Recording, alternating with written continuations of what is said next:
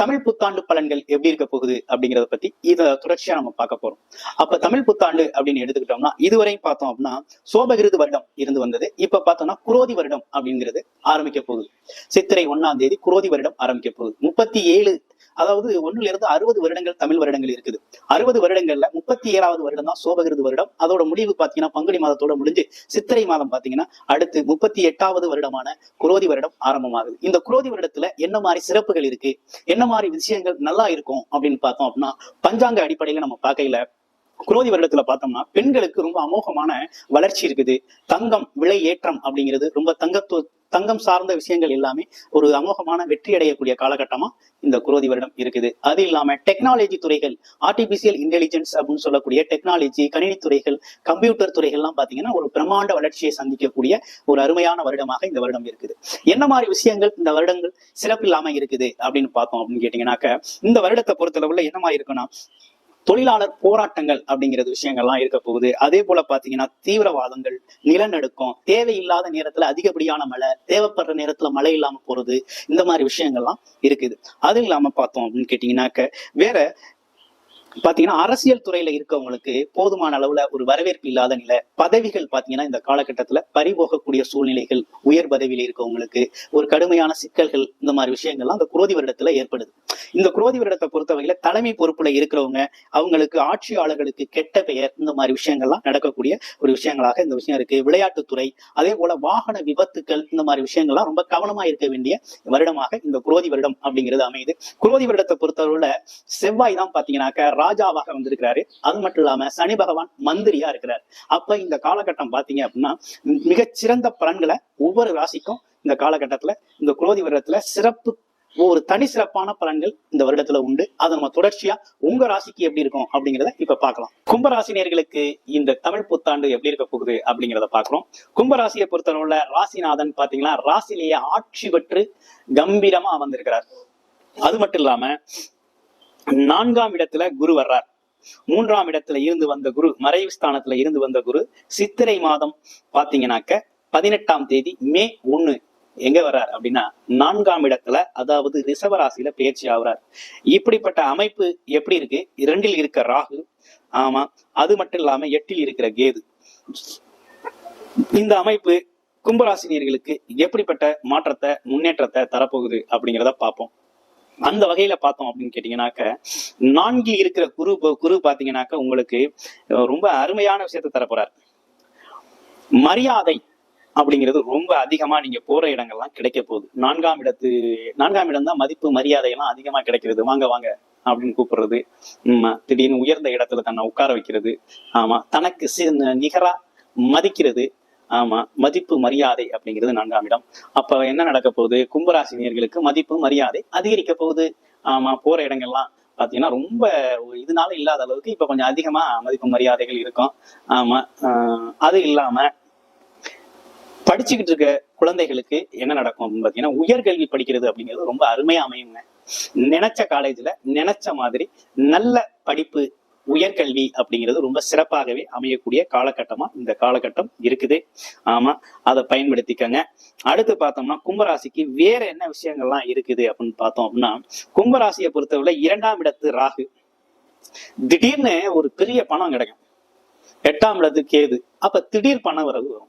எப்படி வரும் அப்படின்னா எதிர்பார்க்காத வகையில திடீர்னு ஒரு ரியல் எஸ்டேட்லயோ அல்லது புரோக்கர் ஏஜென்ட், அதாவது கமிஷன் தொழில்கள் செய்யறவங்களுக்கு பாத்தீங்கன்னாக்க யதார்த்தமா பேசுற ஒரு பேச்சு பாத்தீங்கன்னா பெரிய லெவல்ல ஒரு பெரும் பணத்தை சம்பாரிச்சு கொண்டாந்து தரக்கூடிய ஒரு அமைப்பு அப்படிங்கிறது கும்பராசினியர்களுக்கு இந்த வருடத்துல அமையுது.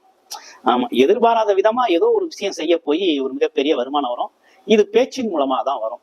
ஒரு டீலை முடிப்பீங்க, ரொம்ப நாளா முடியாத ஒரு டீலு, இதெல்லாம் நடக்குமா அப்படின்னு யோசிச்சுக்கிட்டு இருந்த ஒரு காலத்துல சரி பேசி பார்ப்போம் அப்படின்னு பேச போன வகையில ஒரு நல்ல பெரும் பணம், பொருளாதாரம், ஒரு பெரிய பணம் சம்பாதிக்கக்கூடிய ஒரு வாய்ப்பு அப்படிங்கிறது இந்த இருக்குது. அது ரியல் எஸ்டேட் துறையாகவும் இருக்கலாம், இல்ல பல்வேறு துறைகள்லையும் உங்களுக்கு கிடைக்கக்கூடிய அமைப்பு அப்படிங்கிறது அவர்கள் முயற்சிக்கு ஏற்றார் போல இந்த மாதிரி திடீர் அதிர்ஷ்டம் அப்படிங்கிறது, திடீர்னு ஒரு பெரும் பணம் அப்படிங்கிறது இருக்கும். வேலை தொழில் எப்படி இருக்கும் அப்படின்னு பார்த்தோம் அப்படின்னா வேலை தொழிலை பொறுத்தவரை உங்களுக்கு நல்லா தாங்க இருக்கு. நீங்க வேலை பார்க்குற இடத்துல உங்களுக்கு பாத்தீங்கன்னாக்க உங்களுக்கு வந்து வேலை பளு அப்படிங்கிறது அதிகமாக இருக்கும், அசதி இருக்கும். இருந்தாலும் வேலையை பொறுத்தவரை எந்த குறைபாடும் இல்லை. ஆமா, எந்த சூழ்நிலைக்காகவும் வேலையை விட்டுட்டு வெளியில வந்துட வேண்டாம். வேலையை பாருங்க. ஜென்மச்சனி காலம், ஜென்ம ஜனீஸ்வரன் வந்து ராசியிலேயே அமர்ந்திருக்கிறார். அது மட்டும் இல்லாம இப்போ ஒரு சிக்கல் ஏற்பட்டிருக்கு. என்னன்னு கேட்டீங்கன்னாக்க, சனி செவ்வாய் உங்க ராசியிலேயே அமர்ந்து கிரக யுத்தம் நடக்குது அங்கே. அப்ப இப்ப எப்படி இருக்கும் அப்படின்னா, ஒரு யாரை பார்த்தாலும் ஒரு வெறுப்பு இருக்கும், ஒரு மனஸ்தாபம் இருக்கும். அது இல்லாம கோபமா வரும். ஆமா ஆமா, பாக்குறவனெல்லாம் வந்து வெறுப்பா தெரியும், பேசுறதெல்லாம் கேட்கறதெல்லாம் வெறுப்பா இருக்கும். ஆமா, அப்புறம் பாத்தீங்கன்னா ஒரு சோம்பேறித்தனம் குடிகொள்ளும். இப்படிப்பட்ட விஷயங்கள்லாம் நடக்கும். ஆமா, விடாப்பிடி ஒரு குணம் இருக்கும், விதண்டாவாத பேச்சு இருக்கும். இப்படிலாம் நடக்கக்கூடிய ஒரு காலகட்டம் அப்படிங்கிறது கும்பராசினியர்களுக்கு இருக்குது. ஆமா, இதெல்லாம் திருத்திக் கொள்ள வேண்டிய ஒரு அமைப்பு. ஆமா, சுக்கிரன் வந்து பெரும் பணத்தை கொண்டு வந்து சேர்ப்பாரு. 2ஆம் இடத்துல சுக்கிரன் வந்து பாத்தீங்கன்னா உச்சம் பெற்ற சுக்கிரன் பாத்தீங்கன்னா ராகு கூட சேர்ந்து இருக்கிறதுனால திடீர் வருமானம், 8ல கேது, அப்ப திடீர் வருமானத்தை, ஒரு பெரும் வருமானத்தை தரக்கூடிய ஒரு அமைப்பு இருக்குது. அடுத்து பாத்தீங்கன்னா குரு பார்வை அப்படிங்கிறது பாத்தீங்கன்னா 12ஆம் இடத்துல இருக்கிறதுனால வெளிநாடு வெளியூர் போகக்கூடிய அமைப்பு இருக்குது. பிரிந்தவர்கள் ஒன்று சேரக்கூடிய ஒரு அமைப்பு இருக்குது. அடுத்து பார்த்தோம் அப்படின்னு கேட்டீங்கன்னாக்க, உங்க ராசியிலிருந்து 10ஆம் இடத்தை பார்க்கிறார். 10ஆம் வீட்டு அதிபதி யாரு? செவ்வாய். இந்த வருடத்தோட ராஜா செவ்வாய். அவரோட வீட்டை பாக்குறதுனால கண்டிப்பா உங்களுக்கு தொழில் அமைஞ்சிரும். நீண்ட நாளா தொழில் புதுசா ஆரம்பிக்கணும் முயற்சி பண்றவங்க தொழிலை தொடங்கலாம். ஏற்கனவே கத்து வச்சுக்கிட்டு இருந்த தொழிலை, வேலை பார்த்துக்கிட்டு தெரிஞ்சுக்கிட்டு இருந்த தொழிலை, இன்னொருத்தட்ட வேலையா பார்த்துக்கிட்டு இருந்த தொழிலை தானே தொழிலாக தொடங்கக்கூடிய ஒரு அமைப்பு ஏற்படுது. நல்ல வருமான வாய்ப்பு அப்படிங்கிறது ஏற்படுது. இப்படிப்பட்ட விஷயங்கள்லாம் நடக்குது. தொழில் அப்படிங்கிறது எல்லாருக்குமே, கும்பராசினியர்கள் அனைவருக்குமே தொழில் வேலை அப்படிங்கிற விஷயம் ரொம்ப அற்புதமா இருக்குது. வேலையும் தொழிலும் ரொம்ப சிறப்பாகவே நடக்கும். வேலை தொழிலை பொறுத்தவரை கவலையே வேண்டாம். நல்ல வருமானம் வரக்கூடிய அமைப்பு இருக்குது அப்படின்னு சொல்லணும். அரசு துறையில வேலை பார்க்குறவங்க, பிரைவேட் செக்டர்ல வேலை பார்க்குறவங்களுக்கு எல்லாம் பாத்தீங்கன்னா பதவி உயர்வு, ப்ரொமோஷன், இடம் விட்டு இடம் மாறுதல், அதனால் ஆதாயம் அப்படிங்கிற நிகழ்வுகள்லாம் நடக்கக்கூடிய ஒரு அமைப்பு இருக்குது. அவரவர் தசாபுத்திக்கு ஏற்றார் போல மாற்றங்கள் உண்டு. அடுத்து பார்த்தோம் அப்படின்னா, ராசியிலேயே சனி பகவான் அமர்ந்திருக்கிறதுனால சிறு சிறு உடல் உபாதைகள் இருக்கும். அது என்ன மாதிரி இருக்கும் அப்படின்னு கேட்டீங்கன்னாக்க, உடம்புல ஃபுல்லாவே வலி இருக்கும். ஆமா, வயிறு சார்ந்த எதை சாப்பிட்டாலும் வயிற்றுக்கு வந்து ஜீரணமாகாத வகையில ஜீரண கோளாறுகள் ஏற்படக்கூடிய ஒரு அமைப்பு இருக்குது. அடுத்து பாத்தீங்கன்னா கால் முட்டி வலி இதெல்லாம் ஏற்படும். ஆமா, இன்னொன்னு ஒரு விரக்தி ஏற்படும். நல்லா இருக்கிற மாதிரி இருக்கும், திடீர்னு பார்த்தா மனசுல சே அப்படிங்கிற மாதிரி ஒரு விரக்தி ஏற்படும். அந்த விரக்தி மனப்பான்மை எல்லாம் போக்கணும். அதுக்கு என்ன பண்ணணும்னா, திருநள்ளாறு போயிட்டு வழிபாடு செஞ்சுட்டு வரணும் நீங்க. அப்பதான் நல்லது. திருநள்ளாறு போயிட்டு வழிபாடு செய்யணும்.